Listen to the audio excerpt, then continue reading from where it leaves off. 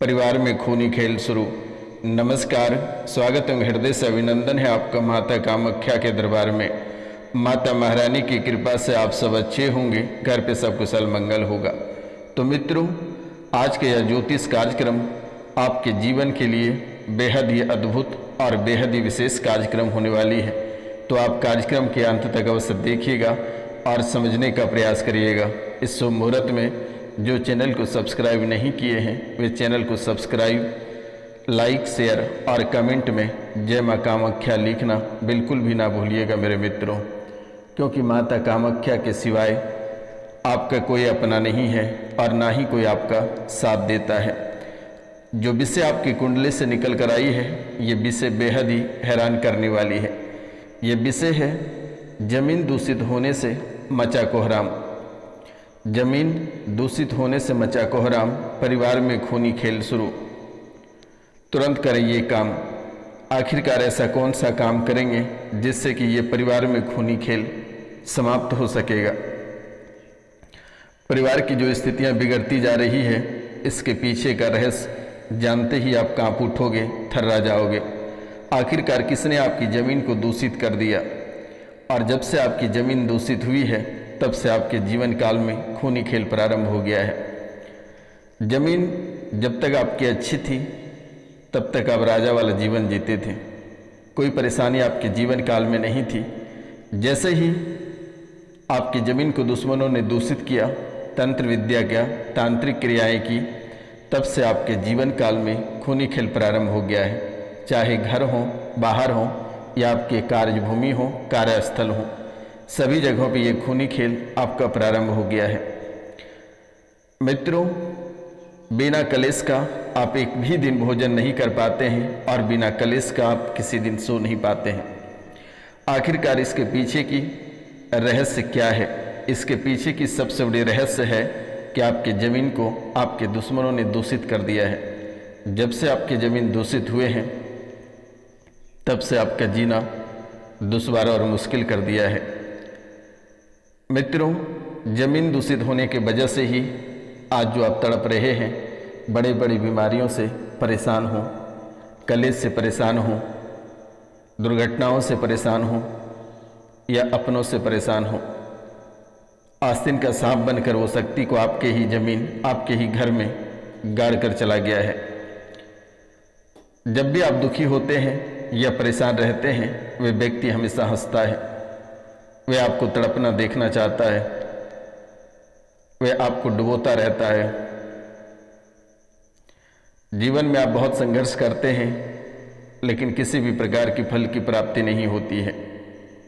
आप भिखारी के भिखारी बनते चले जा रहे हो और हर एक कीमती चीज को आप खोते जा रहे हो।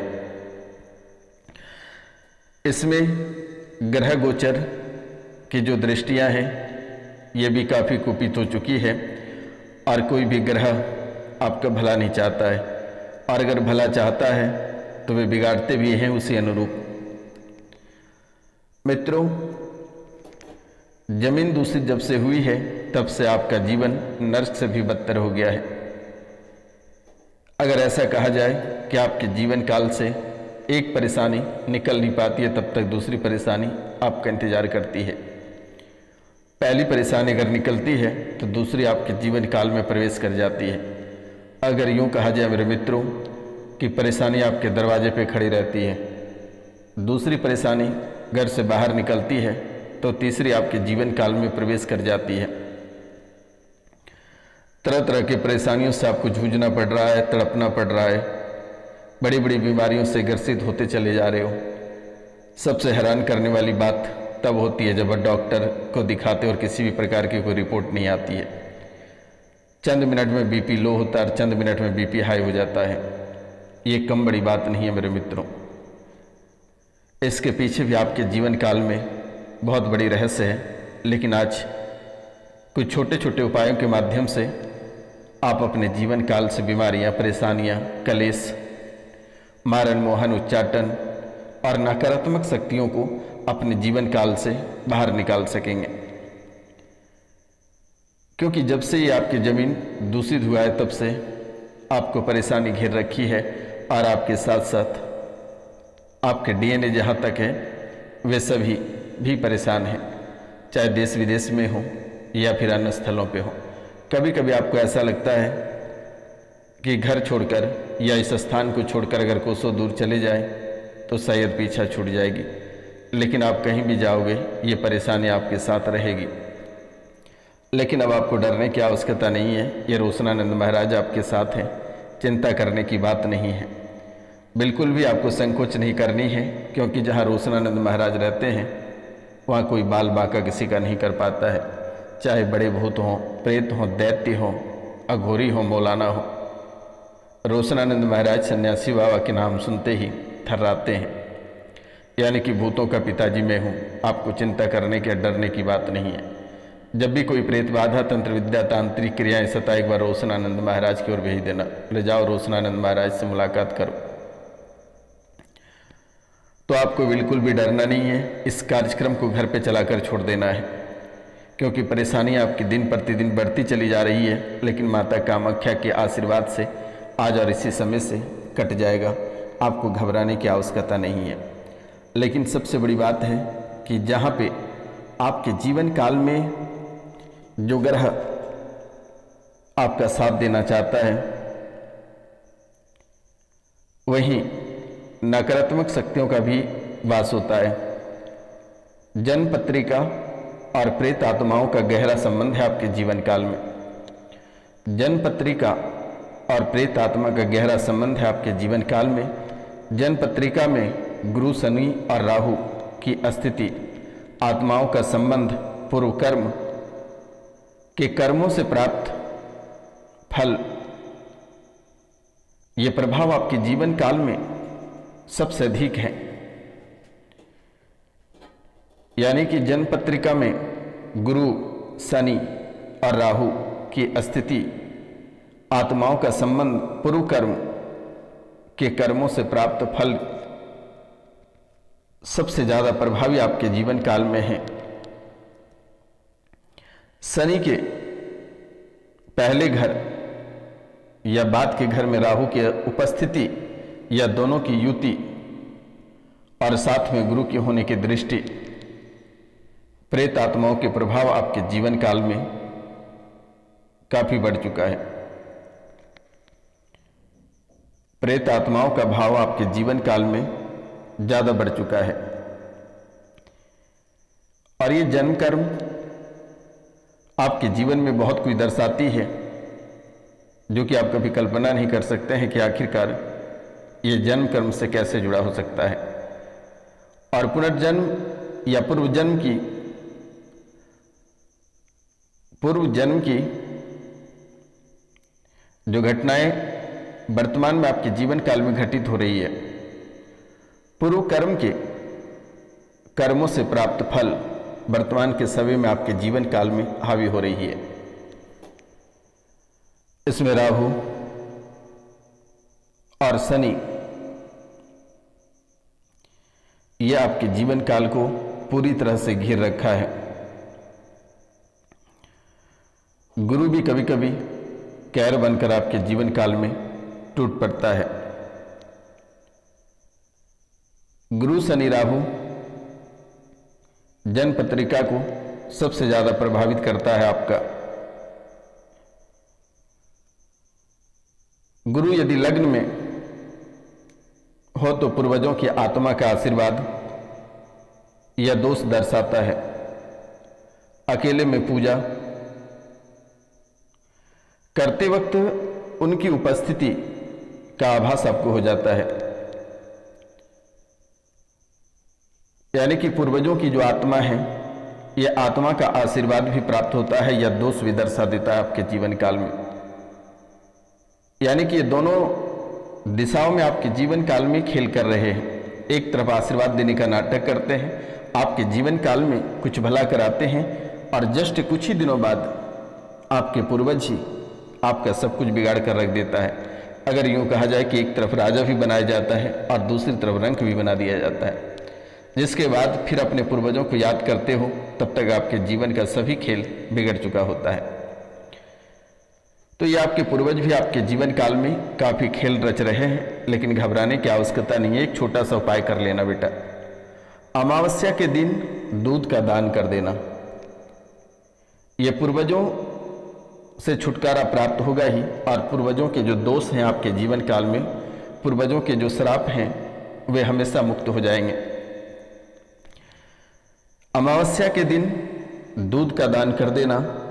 बाकी आपको किसी मौलाना मौलवी या किसी पंडित ओझा तांत्रिक या मजार या फिर किसी के धाम पे जाने की आवश्यकता नहीं है।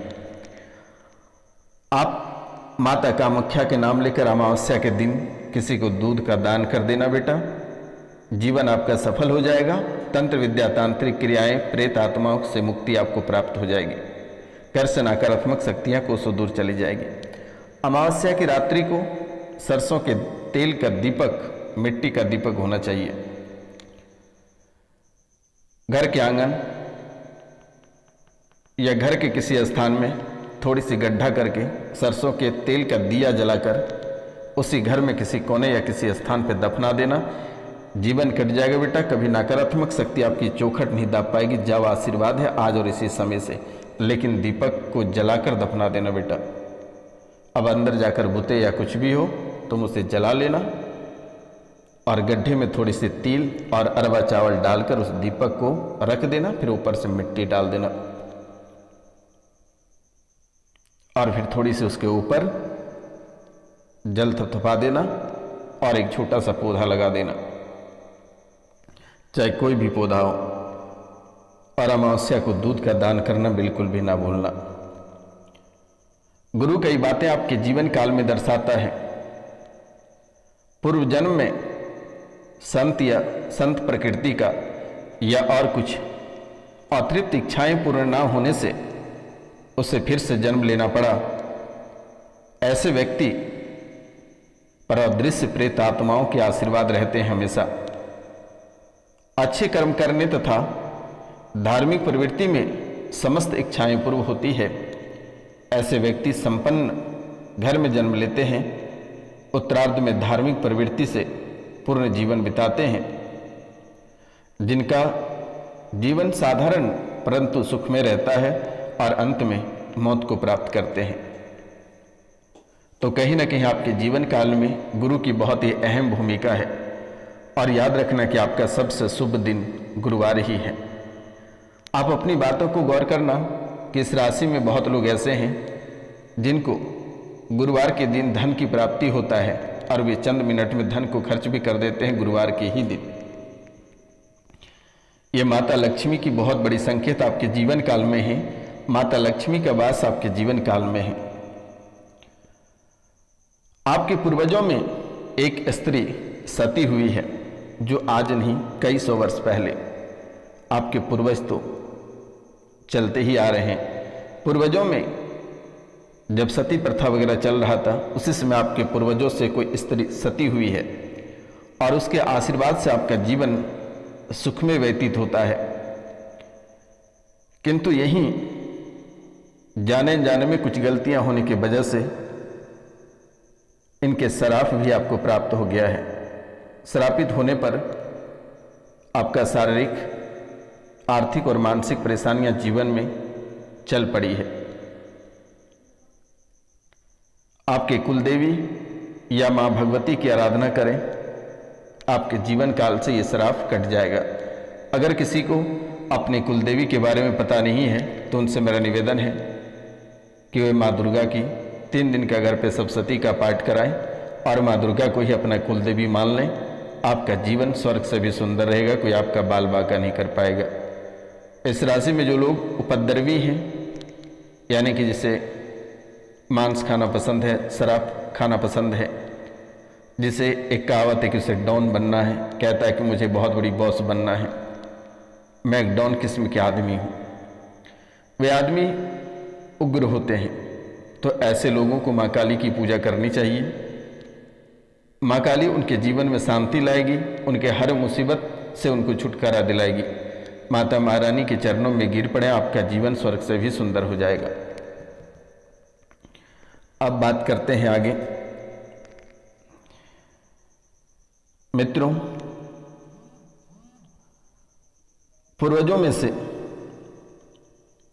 वापस आकर जन्म लिया है पूर्वजों के आशीर्वाद से जीवन आनंदमय कुछ समय तक रही है, लेकिन वे कुछ दिनों के बाद गृहस्थ जीवन में आपकी आंधी तूफान लाकर खड़ा कर दिया है। इसके लिए आप मंगलवार की व्रत करें, आपका जीवन सुख में रहेगा। बुजुर्गों का साया हमेशा आपके जीवन को मदद करता है।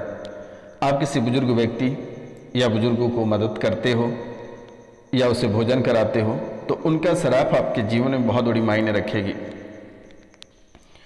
और वहीं अगर आप किसी बुजुर्ग को मारते हैं, पीटते हैं या किसी बुजुर्ग का अपमान करते हैं या उसे रुलाते हैं तो शायद उसका सराफ आपको ऐसे पड़ेगा कि आप कभी सोच नहीं पाएंगे।